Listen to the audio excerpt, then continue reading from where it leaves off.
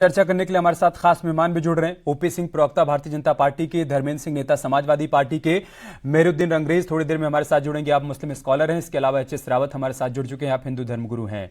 OP Singh, में शुरुआत आपसे करूंगा।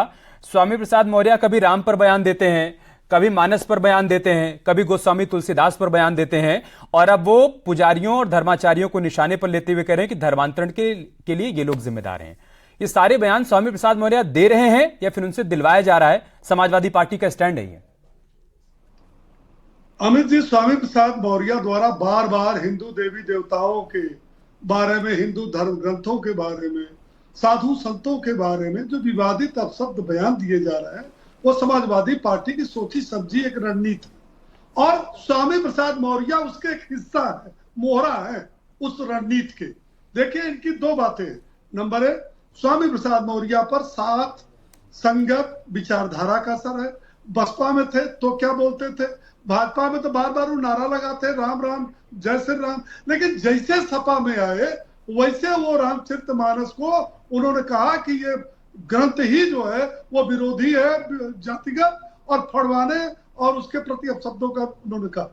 दूसरी बात यह है कि जब जब समाजवादी पार्टी की तुष्टिकरण की राजनीति की धार कुंद होती है, तब तब अखिलेश यादव जी स्वामी प्रसाद मौर्य के माध्यम से तुष्टिकरण राजनीति के तहत वो इस तरह का बयान दिलवाते हैं। अखिलेश स्वामी प्रसाद मौर्य ने अपने एक पत्रकार मित्र से कहा था कि मैं तो हिंदू हूं, मैं बोलना नहीं चाहता, लेकिन अखिलेश यादव जी का जब इशारा होता है तो मुझे बोलना पड़ता है रामायण के, रामचरितमानस के बारे में, हिंदू देवताओं के बारे में, धर्म ग्रंथों के बारे में। तो दरअसल तुष्टिकरण की बात। दूसरी बात, इन्होंने कहा कि जातिवाद जब तक रहेगा। अरे भैया, जातिवाद का बीज किसने बोया? जातिवाद के सहारे कौन चुनाव लड़ता है? एमवाई का नारा कौन देता है? दूसरी पार्टियां तो एमवाई के नारा नहीं देती। कोई राष्ट्रीय अध्यक्ष नहीं करता कि चुनाव में हमारा जो है यादवों का, मुसलमानों का 20-20 हजार वोट कटवा लिया गया। इस देश के अंदर सारी जातियां, जैसे भारतीय जनता पार्टी है, उसकी केंद्र प्रदेश की जितनी योजनाएं हैं, सबका साथ सबका विकास सबका विश्वास, ऐसे नारा थोड़ा लगाती। भारतीय जनता पार्टी की केंद्र प्रदेश की सरकार, चाहे वो हिंदू हो, मुसलमान हो, सिख हो, ईसाई हो, मजहब कोई भी हो, क्षेत्र कोई हो। आपने बड़ी बात कही है कि स्वामी प्रसाद मौर्य ने एक पत्रकार से बातचीत करते हुए कहा है कि मैं ऐसे बयान देना नहीं चाहता, अखिलेश यादव का इशारा होता है, उनकी तरफ से कहा जाता है, उसके बाद में बयान देता हूं। इस पर मैं समाजवादी पार्टी का रिएक्शन लूंगा। लेकिन एच एस रावत साहब, ये स्वामी प्रसाद मौर्य का कोई सियासी एजेंडा है या उनकी व्यक्तिगत खुन्नस है सनातन धर्म से, धर्माचार्यों से, पंडितों से, पुजारियों से? अमित जी, किसी भी पॉलिटिकल आदमी का पद अगर छिन जाए तो उसकी सबसे बड़ी कुंठा होती है। वो कुंठा में जी रहे हैं, वो प्रतिशोध में जी रहे हैं, क्योंकि भारतीय जनता पार्टी छोड़ दी। सोचा तो ये था समाजवादी पार्टी उत्तर प्रदेश में सरकार बनाएगी, लेकिन वो हुआ नहीं। अब मंत्री पद मिला नहीं, अब जो इनका रौब रुतबा था वो मिल नहीं रहा, तो वो कुंठा उगल रहे हैं, यानी अपचन हो रही है इनको। नहीं तो बार बार इस प्रकार के बयान देगा आदमी तो वो अपने एजेंडे के तहत देता है, क्योंकि बार बार जो अंदर से उसकी कुंठा निकलती है वो है इनका। इनको भी अच्छी तरीके से पता है कि किस प्रकार से मुसलमानों का एजेंडा चल रहा है। इनको भी पता है कि बाबा साहब ने अपनी किताब में लिखा था कि इन मुसलमानों पे कभी बिलीव नहीं करना, इन्होंने देश को तोड़ दिया है, और वो कभी भी नहीं चाहते थे मुसलमान बनना। उनको जब ऑफर की गई थी उन्होंने कहा कि नहीं, मैं ये कभी नहीं बनूंगा, ये विश्वसनीय नहीं है। ये अच्छी तरीके से जानते हैं कि बाबा साहब मुसलमानों के प्रति क्या सोच रखते थे। इसलिए उनकी जो सोच है अपना मौर्य साहब की, ये जानबूझ करके अखिलेश के एजेंडे के तहत जो वोट बैंक है इनका, दलित वोट बैंक को अखिलेश की तरफ खींचने की कोशिश कर रहे हैं। और इनके दिमाग में यह है कि मायावती निष्क्रिय है, मायावती निष्क्रिय, तो उनके वोट बैंक को मैं सपा की तरफ खींचने की कोशिश करूं और हीरो बन जाऊं।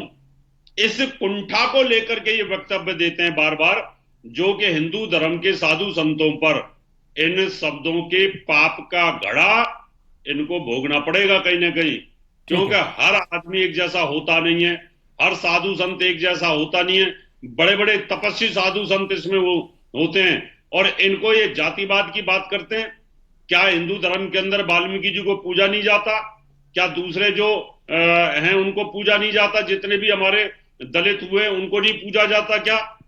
इसलिए ये जहर खुद बोते हैं, ये जातिवाद के जहर पर राजनीति करना चाहते हैं। इनकी सिर्फ एक ही सोच है कि इस समय मायावती कमजोर है और किसी प्रकार से उस वोट बैंक को अपनी तरफ खींचूं और मैं हीरो बना रहा हूं, जबकि ये गलत है। इससे नुकसान हो रहा है। समाजवादी पार्टी खत्म हो रही है, अखिलेश खत्म हो रहे हैं, एमवाई फैक्टर और साथ में मौर्य के साथ जो वोट बैंक है वो धीरे धीरे हिंदुत्व वाला सब खत्म हो रहा है। मौर्य की बात को कोई सुनने वाला नहीं है, सब हिंदू धर्म में आस्था मेरुद्दीन रखते हैं। रंगरेज इस वक्त हमारे साथ जुड़ चुके हैं। रंगरेज साहब, भारतीय जनता पार्टी का कहना है कि मानसिक तौर पर बीमार हैं स्वामी प्रसाद मौर्य, इस वजह से ऐसे बयान दे रहे हैं।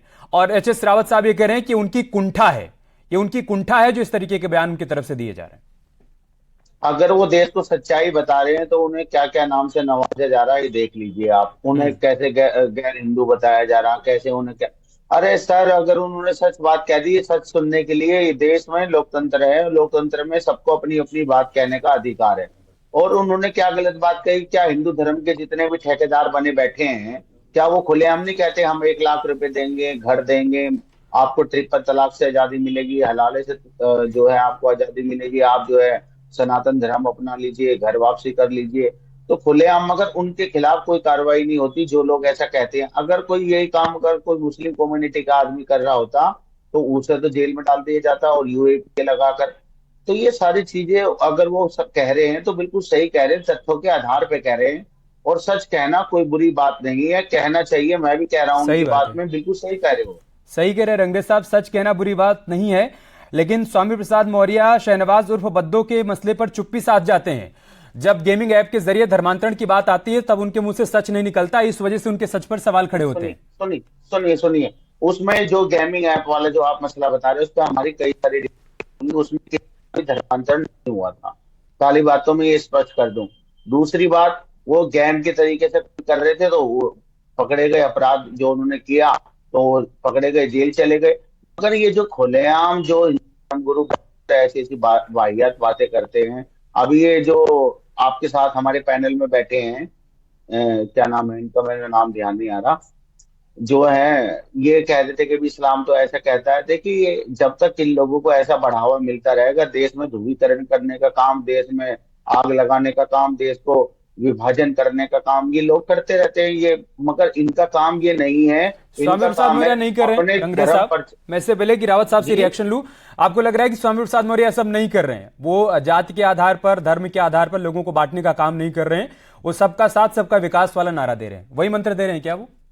देखिए, जैसे सबका साथ सबका विकास सबका विश्वास वाली बात है, ये भी जुमला है। मगर वो जो काम कर रहे हैं वो बौद्ध धर्म अपना रहे हैं इसलिए क्योंकि जब आप दलितों को मंदिर में नहीं जाने देंगे, कुएं से पानी पी लेंगे तो मार देंगे, घोड़ी पे चढ़ेंगे तो मार देंगे, उन्हें उनके साथ शोषण करेंगे। अभी द्रौपदी मुर्मू जो हमारी देश की राष्ट्रपति है, उन्हें दिल्ली में एक मंदिर में घुसने नहीं दिया। तो अगर जब वो ऐसा हो रहे तो वो जो है बौद्ध धर्म अपना रहे, और लाखों करोड़ों लोग जो है हिंदू धर्म छोड़कर जो है बौद्ध धर्म अपना रहे। रावत साहब से इस पर रिएक्शन लूंगा, लेकिन उससे पहले शायद आपने पढ़ा नहीं और मंदिर के पुजारी की तरफ से जो बात कही गई है उसको भी आपने सुना नहीं। जगन्नाथ मंदिर के पुजारी ने कहा है कि जब किसी को जगन्नाथ यात्रा के दौरान आमंत्रित किया जाता है तो वही गर्भगृह के भीतर जाकर पूजा करता है, जब कोई स्वेच्छा से दर्शन करने के लिए आता है तो बाहर ही खड़े होकर दर्शन करता है। रावत साहब आप सर सुनिए, सर सुनिए, हेलो हेलो हेलो सर, मैं सुना देता हूँ सर। एक मिनट सर, वेट। अगर कोई यजमान है तो उस यजमान को अधिकार होता है कोई वो, और यजमान अगर अधिकारी है तो उसके साथ उसके जो प्रोटोकॉल के नियम होते हैं पूजा के जो करना पड़ता है के साथ तो होता है। और ये जो अभी बहका रहे हैं, इनको बड़ा दलितों के साथ प्रेम आ रहा है रंगरेज साहब को, ये सियाओं के साथ क्या अत्याचार कर रहे हैं वो समझ नहीं आता, किस प्रकार से अहमदियाओं के साथ अत्याचार कर रहे हैं वो इनको समझ में नहीं आता है। दूसरे जो लोगों के साथ आपकी जो ये बात है ना, ये ध्रुवीकरण की बात आप बोल दो ना, सुन्नी किस प्रकार से पता नहीं, मेरी समझ में से बाहर है। अहमदियों की मस्जिद कभी फूल नहीं झड़ते आपके तुम्हारे हमेशा फूल झड़ते हैं भाई, इनको मंदिरों में नहीं घुसने देते। तुम तो एम दर्जे का दर्जे इनके साथ व्यवहार करते हो, तुम भी तो एम दर्जे का व्यवहार कर रहे हो ना। आपने कौन सा इनको 1 नंबर पर रखा हुआ है? जहां भी आपने दलितों का परिवर्तन किया है उनको भी आपने 2 नंबर पर रखा हुआ है, आप अपने साथ नहीं रखते उनको। आप उनको दूरी रखते हो। आप भी तो इनके साथ गलत कर रहे हो ना। आपने इनको बहकाया, पहली गलती की, दूसरी बात गलती की करना जब आप बिल्कुल खराब बात है। आपके पास कोई तर्क ही नहीं है। बात जब इंसान के पास बात और तर्क नहीं होते तो वो इधर उधर बात घुमाता है। मौलवी बना दिए आपने, कौन से इनको सैयद बना दिया, कौन सा बना दिया बताइए। अरे आप हिंदू धर्म गुरु है ही नहीं यार। हिंदू धर्म गुरु होते तो उनके तो मुंह से जो है ना, जो हिंदू धर्म गुरु है उनके मुंह से जो है ना, ठीक है रंगरेज साहब, आपके मुंह से व्यक्तिगत मत होइए ऐसे, फिर वो कह देंगे कि आप मुस्लिम स्कॉलर नहीं है, तो यहाँ एक दूसरे को सर्टिफिकेट देना ठीक नहीं है ना। ठीक है ओपी सिंह साहब, देखिए स्वामी प्रसाद मौर्य इस तरीके के बयान देते हैं और आपका कहना है कि समाजवादी पार्टी उनका बैकअप करती है, लेकिन सवाल ये खड़ा होता है कि आप लोगों को भी सूट करता है स्वामी प्रसाद मौर्य जैसे लोगों का इस तरीके से बयान देना। स्वामी प्रसाद मौर्य ने जब मानस विवाद खड़ा किया, जब उन्होंने प्रभु श्री राम को लेकर नारा दिया रायबरेली में, उसके बाद उनके खिलाफ एफआईआर दर्ज हुई, लेकिन कार्रवाई के नाम पर कुछ भी नहीं हुआ। तो आप ये चाहते हैं कि स्वामी प्रसाद मौर्य इस तरीके का बयान देते रहें और उनके बयान पर इसी तरीके से सियासत होती रहे और उसका फायदा हमें मिलता रहे? कौन चाहता है अमित जी, ये दुनिया जानती है, पहली चीज। दूसरी चीज ये कि मैंने पहले ही आपने जो क्वेश्चन किया तो मैंने कहा कि ये समाजवादी पार्टी के स्वामी प्रसाद मौर्य मोहरा है, और समाजवादी पार्टी जब उसकी राजनीति की जो तुष्टिकरण की राजनीति की धार जब कुंद होती है तो कहलवाती है।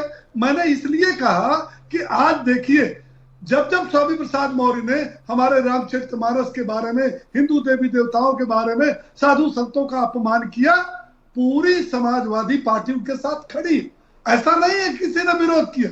अभी आपने एक सवाल किया रविदास मल्होत्रा से, आपके जो है उसमें, तो उन्होंने कहा कि ये दलितों की विरोधी है। अरे भैया, तुमसे पूछा जा रहा है कि स्वामी प्रसाद मौर्य ये अनर्गल बयान क्यों दे रहे हैं?